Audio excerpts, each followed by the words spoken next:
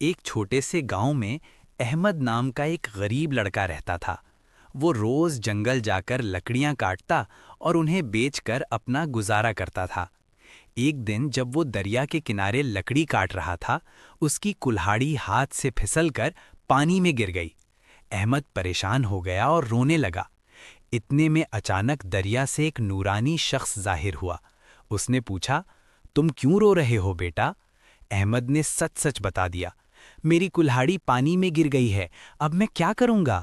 نورانی شخص پانی میں گیا اور ایک سنہری یعنی گولڈن کلہاڑی لے آیا۔ یہ تمہاری ہے؟ اس نے پوچھا۔ احمد نے کہا، نہیں، میری کلہاڑی تو لوہے کی تھی۔ پھر وہ چاندی کی کلہاڑی لایا۔ احمد نے پھر منع کر دیا۔ آخر میں اس شخص نے احمد کی سچائی سے خوش ہو کر کہا، تم بہت ایماندار ہو، اس لیے یہ تینوں کلہاڑیاں تمہاری ہیں۔ احمد گھر گیا اور اس کی زندگی بدل گئی۔ اگر آپ کو کہانی اچھی لگی تو چینل کو سبسکرائب اور لائک کریں۔